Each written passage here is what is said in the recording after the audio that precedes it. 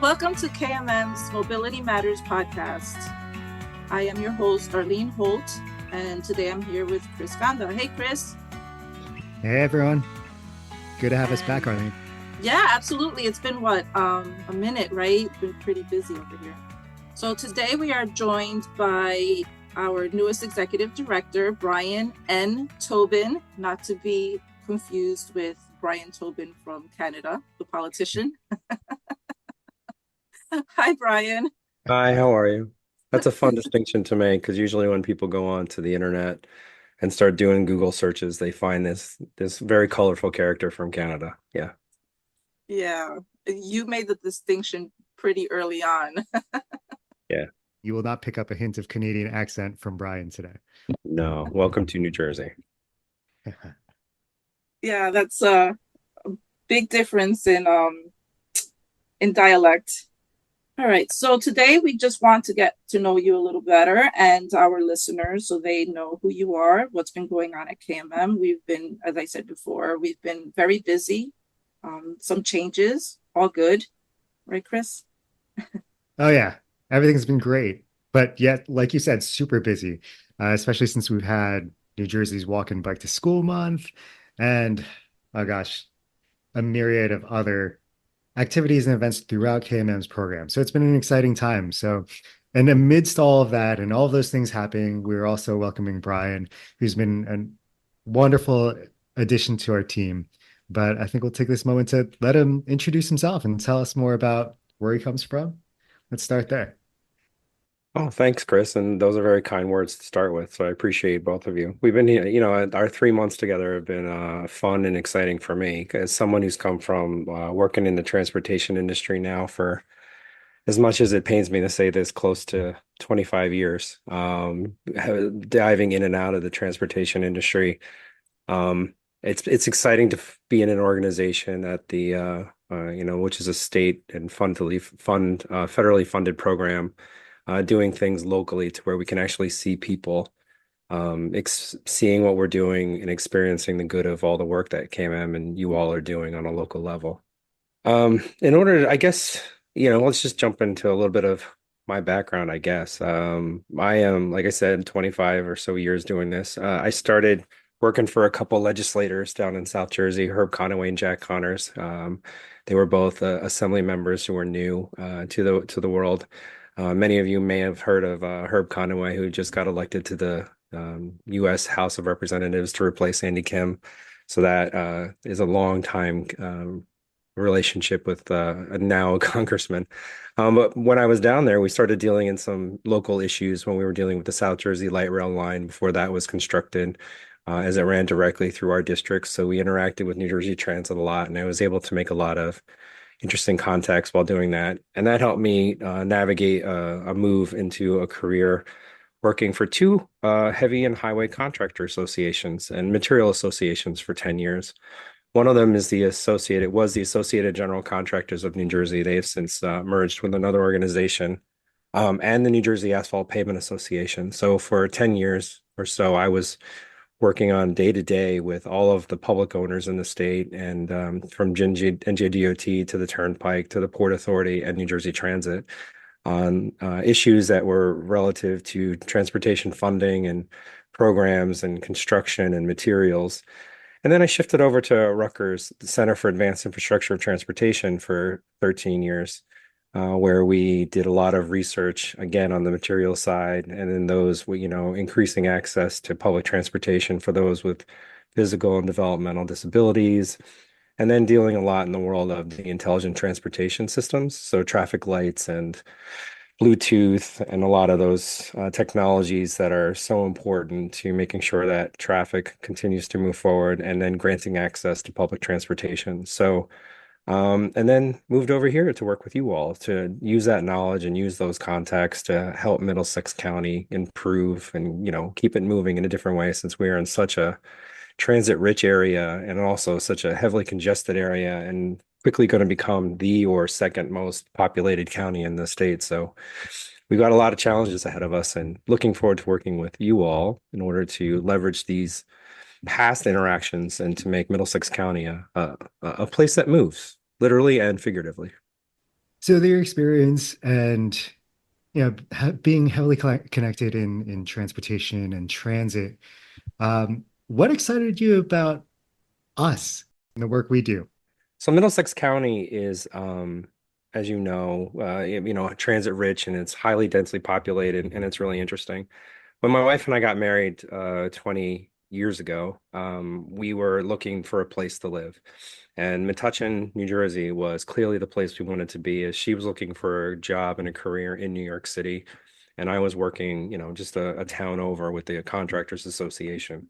But being a kid who grew up in Hunterdon County, I'm a Hunterdon County kid, as I like to say anytime anyone gives me the opportunity to, since I'm proud of it. But it's a rural area, and there's really no there was no public transportation back in the 80s and 90s, unless you decided to ride the Black River and Western Railroad to Flemington or Lambertville / New Hope.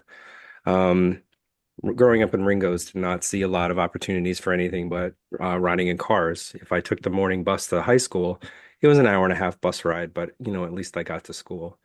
Right. In Middlesex County, we found a place that was transit rich. We could go to the city. We only have one car. We can do a lot of these things. We can take advantage of any kind of opportunity that sits in here, including riding New Jersey Transit buses, biking, walking, whatever it takes. So just living on my own personal experiences, seeing friends, being involved in town, and just being in the industry and seeing the developments and transformation that it's taken. Keep Middlesex Moving was a place that I actively wanted to work and sought out because of all the good work that we're doing. Yes, we are doing. Yeah, it's great that you have such a vast um, experience in transportation because all of those things I feel have converged within the last several months. All of those connections and experiences that you have come into KMM, and it's been really exciting for us to just get involved in things that we've been dabbling in a little bit, but I think we Mhm. can expand upon now, um, in those spaces. Do you have any goals or ideas for what you would like to see in the future for KMM? So this is going to be a very amorphous answer, right? So I don't have any specific goals for us, as we've talked about many times, but I do want to make sure that we at KMM are not saying no to many things. I want to make sure that we're open to any opportunity that comes our way. Um, I don't mind being the first and trying new things. So if we have the opportunity to pilot an automated vehicle bus program somewhere in the county, or if we have the opportunity to do talk about new types of road friction surface courses that might make certain areas safer for school buses and other kinds of transit or transportation. I think that we should be helping to encourage all of our municipalities to take advantage of our expertise and our opportunities and be the ones who are willing to open the doors and give these communities the opportunity to try new things. Yeah, that's a good fit for the types of work we've been doing. And some of it comes, as we go and aren't specifically planned for the year of work we have ahead. Sometimes folks from a town and municipality may come to us with a specific concern, and it's really up to us to kind of think on our feet and get the resources together and get moving with it. But yeah, like Arlene said, considering your background and the folks you've known and your understanding of the transportation realm, but we definitely find that as a real resource for ourselves and to help, navigate this newer course and direction of the organization. But Arlene and I are excited. So let's say, I guess more on a personal level in regard to your career path and what's led you here. What was something that kind of got thrown your way that you didn't expect? To be perfectly frank, my entire career, right? I graduated Rutgers with a poli-sci and history degree. Fundamentally, I'm a historian, and I love policy and I love figuring out how things work and operate, and then figuring out how we can interact with that and operate ourselves. So not recreating the wheel, but also taking that wheel and making it even better, and expanding upon it. So, I've always been that way. So, graduating from Rutgers in the 1990s and then having that Eagleton and then getting involved in a couple organization. I didn't talk about my first two jobs, which were life-changing and taught me how to interact with the world. Um, but they were public affairs firms, and it wasn't kind of where I wanted to be, but I enjoyed the policy part of it. So getting involved and working with two legislators and just working day to day and helping people. What a lot of people don't talk about when they work for legislators are your interactions with people who need help. They need help interacting with the federal and state government, and legislators are there to help them interface with that. And that's kind of, so it's like a, you know, it's we're providing services for those individuals that have elected us there. So that's kind of what we're doing at KMM, where we represent 25 boroughs in the county, and we're trying to represent them and offer them access and opportunity to things that they didn't know they had access and opportunity to. And that's, whether that be access to transportation or new thoughts or new safety education tools or efforts.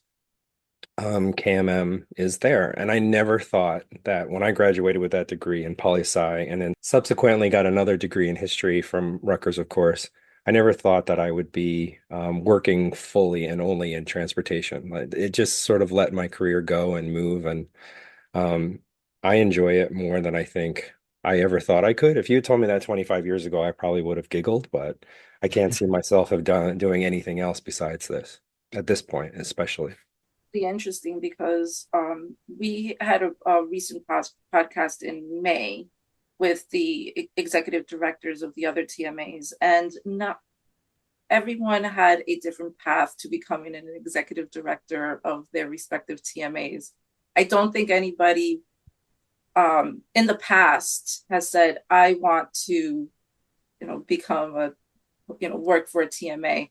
I think Right. as more people become aware of the work that we do, that is becoming more of a reality. People are interested in becoming, part of nonprofits who are doing the kind of work that we are doing and that other organizations throughout the state and the country are doing to, to advocate for safer streets and for more transit-rich communities.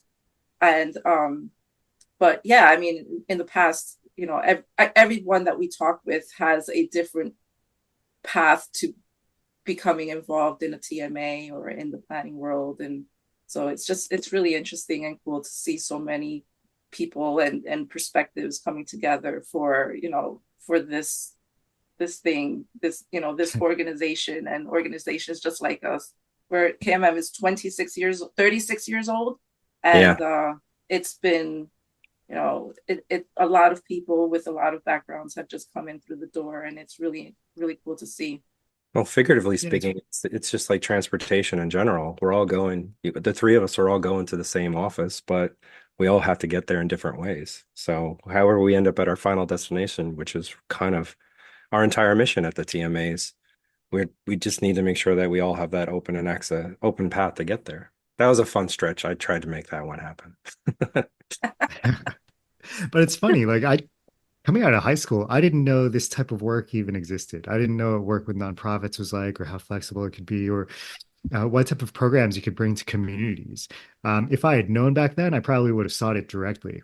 But it was a couple months ago at our Woodbridge bike rodeo. I remember having a really in-depth conversation with one of the high school volunteers because she was heavily interested in, the type I was work I was doing to educate the kids on bicycle safety.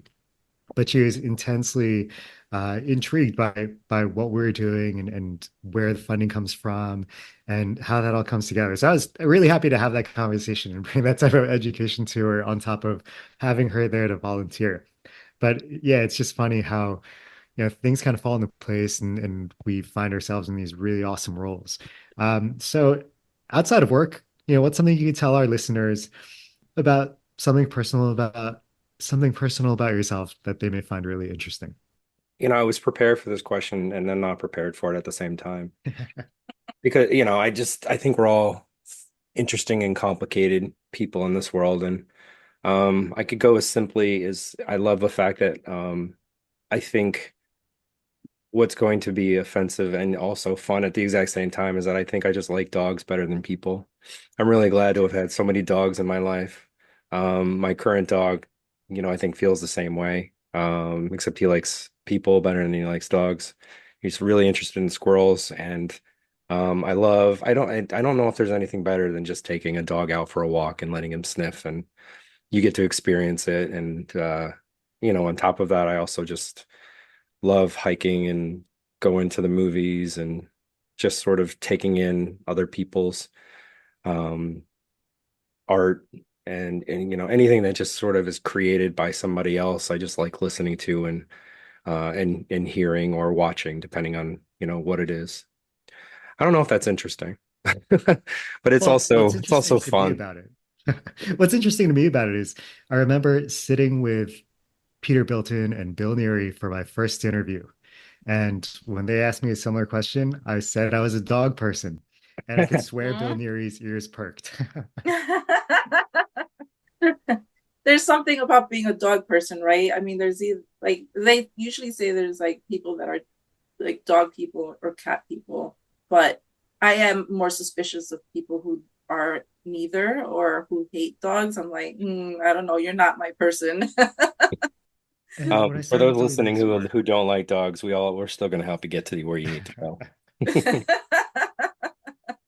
and when I started doing the Safe Routes to School assistant coordinator role for one of the other TMAs, it was while I was working there that I got a dog. And I was thinking about the whole pedestrian safety aspect of it because, it gets dark early and all those things you hear about the fall and daylight savings. But when you have, a 40-pound animal trying to pull you around to sniff everything, it kind of changes things. So there are some safety and pedestrian safety related elements that go along with it too. We always put on our Uh, life vests at that time or early in the morning, just because, when again, we live in Metuchen, but people aren't always paying attention to everything. So anytime we cross the street, we want to make sure that, we're visible and lit up. And I'm even starting to think about putting a vest on our dog, Archie's his name, just for the world to know. I just want to put a vest on him so they can see him. Yeah, Yeah. Steve has one of those glow ring things that you put around their necks, and Oh, so he looks like a space dog walking around. He's also very white, so you see this like green Martian looking dog coming at you at night. But we live in our neighborhood is one of the older neighborhoods in East Brunswick, so we don't have sidewalks. And you're right, Chris, walking Steve when he wants to, when he sees a squirrel or he wants to sniff something, he may want to dart in a different direction.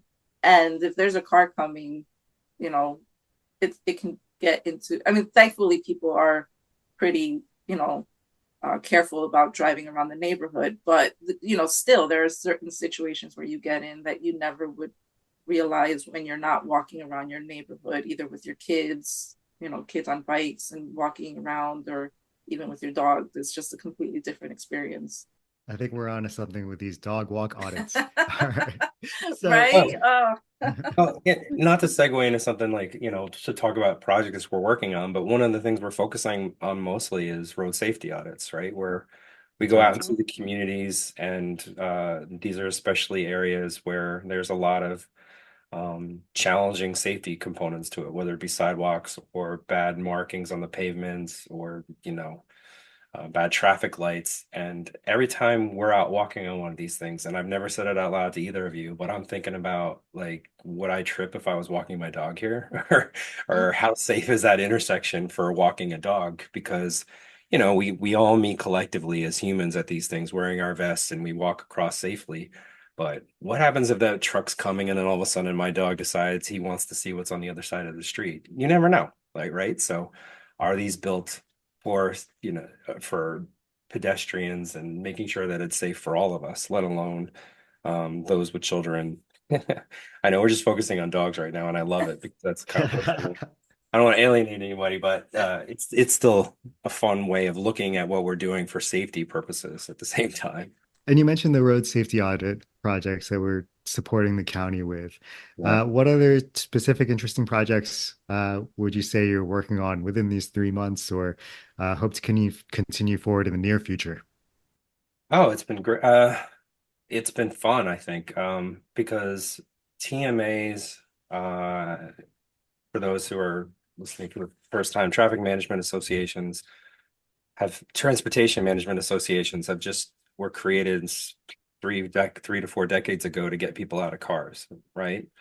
And that was important during the gas crisis and things. But as the state and the county and cars have become much more prevalent again, um, it's, we are being forced to change how we operate. And one of the ways that I think the federal government and the state and just kind of society has focused us to refocus our attention is focusing on individuals to help identify where transportation deserts are. So that's an interesting concept, right? How much access do people have to transportation? Take that even further. If we don't have a car and we need to get ourselves to a hospital or we need to get ourselves to a food pantry, how do we do that? Like, what do we have our options? Is there public transportation in our area? If not, what is our next option? And then people have to make conscious choices and decisions and constantly focus on how much money they have and how much access they have to a Lyft or an Uber or the bus, and then how many children do they have, or how many family members do they have to bring with them as they go on these trips. One of the things that we've been doing a lot with, especially working a lot with Arlene, is meeting with all the hospital systems in our county. And they have some universal issues that we're going to start taking a look at and working within the context of NJTPA's work grant that we operate under, and then also working with the NJDOT's ALICE grants, and also just ensuring that we're coordinating all of our efforts with Middlesex County to make sure that we're dealing with issues such as simply as 20 to 30% of all appointments at hospitals are canceled because people can't get to or from their appointment. And even the hospital might even be just a simple mile away, or JFK is, less than a mile from Metro Park train station, but it's that first mile or that last mile that people can't get to in order to get access to healthcare. It's just these are new new ways that TMAs are interacting with the community. With that and road safety audits, it's kind of the new focus of where we're going to be moving our organization and moving forward, is just helping to identify where people can and can't get access to transportation and correcting that. Can you tell me more about the Alice grants by DOT and how we can get involved and what type of solutions there would be? It's less of grants as it is a program that was, correct me if I'm wrong, Arlene, but it was created by the United Way. And this is a program that the NJDOT has latched on to, rightfully so. Um, and it's about making sure that people of all economic levels have access to transportation in one way or another, and how each individual area regionally is handling it. So the answer is just as the reason we have a variety of TMAs is that Hunterdon County, did I mention I'm a Hunterdon County kid? Hunterdon County deals with it differently than Middlesex does. It's just because of access to different types of transportation. But in general, it's about getting people who are disadvantaged in whatever way they're disadvantaged economically, developmentally, just physically, just making sure that everybody has access to the appropriate transportation. And I just want to clarify for those that are not aware of ALICE, that ALICE is an acronym that stands for Asset Limited, Income Constrained, and Employed. So those are people who they work but they have very limited financial resources available to them. So a lot of what we are being tasked to do is to help find those gaps in transportation to assist people with that are low income workers in Middlesex County. And in New Jersey, the TMAs operate much differently than in other parts of the country. I had a conversation last week with a TMA out in California, and the work that they do is strictly TDM, transportation demand management work. So carpooling, vanpooling, mass transit, all of those things. Whereas in New Jersey, because of the way we are structured and the way that we receive our funding, we are able to do a lot more transportation safety, bike ped, um, programming, and working with other organizations such as hospitals and nonprofit organizations and municipalities for to create opportunities for transportation in those spaces. So we are very lucky in New Jersey to be able to operate in those in that area because I feel that the TMAs in New Jersey have a lot of. We are a very small state, but we have a lot of other issues that are very unique to the state just because of our geography being sandwiched in between two metropolitan areas. And we're so densely populated that we just have a lot of unique issues that need addressing in transportation. Well said. I think that we are in a prime opportunity to help out all these organizations, especially those in Middlesex County. Yeah, and Brian, you quickly jumped into the public health meetings that we've attended in the last few months and got to know a lot of the key folks there in regard to the hospital systems. Would you say you're most excited about any projects specific to the public health realm? This is one of those fun parts of the conversation where you get to know a little bit more about me. Specifically, my wife has got she's in public health, and so I've been interested in public health for quite some time. And even though through the pandemic and through everything, I learned a lot about public health and how that industry works. It's obviously clear that I'm learning a lot and just seeing a lot more of the on the ground groups that Chris and Arlene have been working with for so long and interacting with them on a personal level. And this is one of the reasons I wanted to come to KMM is that to do good, right? To do good on the local level and to actually see the faces of people that we're working with and helping. Um, and public health is a big generic term, but if we have food pantries and we have great programs like Replenish in the county, and we also have great local food pantries, I'll always love the one in Metuchen at the Presbyterian Church, and we also visited St. Peters's food pantry. But if people can't get there, or if the food can't get there, then what's the point, right? So Keep Middlesex Moving is, transportation is a key component to these pantries, to the hospitals, to just health in general. If we can't help them maintain or get them food, then what are we doing?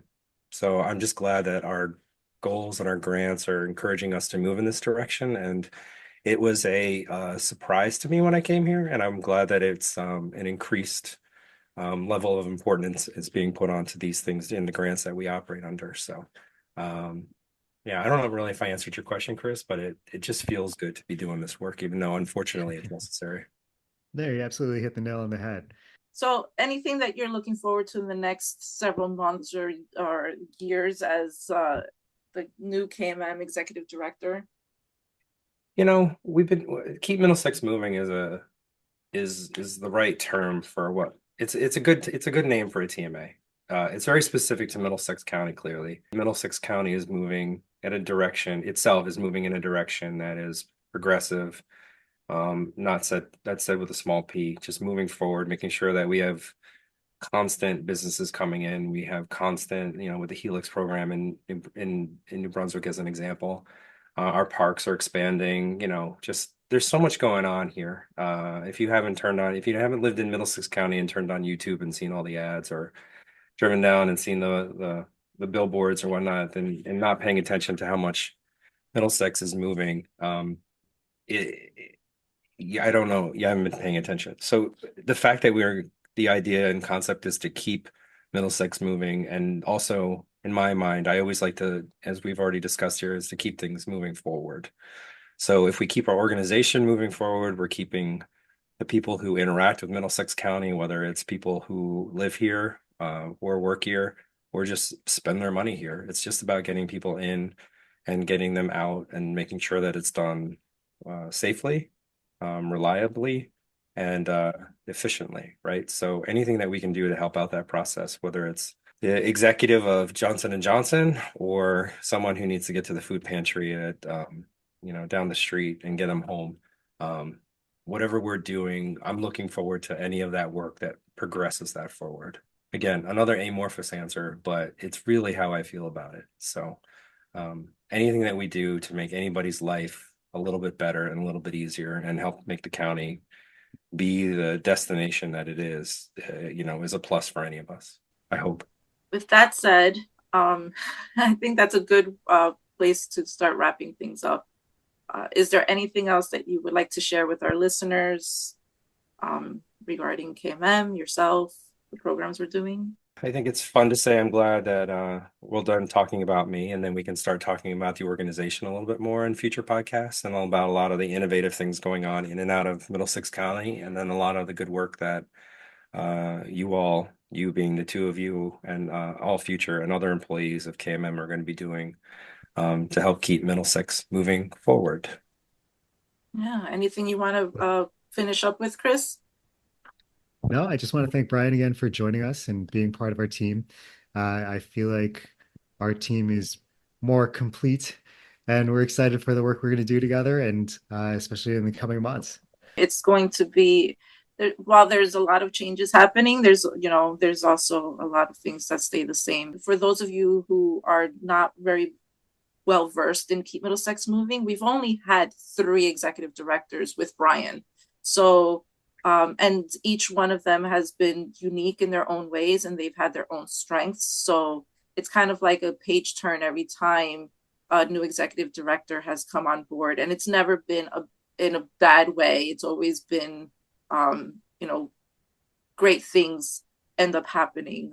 We said goodbye to Bill Neary in December, and, under Bill, we began this progression towards providing more safety and safety programming and bike ped education. So, with Peter, it was more about, TDM stuff, transportation demand management, ride sharing. That was how the organization began. So it's just an evolution of the organization, and we are so excited about what's to come in the future. Thank you so much, Brian, for joining us today. And Chris, as always, my partner in crime right now. We're looking forward to doing great things here at KMM, and we hope that you, the listener, will continue to tune in and see what's going on here at KMM. Thank you so much for joining us, and we look forward to talking with all of you soon in the near future. This ad is disseminated under the sponsorship of NJTPA and FHWA in the interest of information exchange.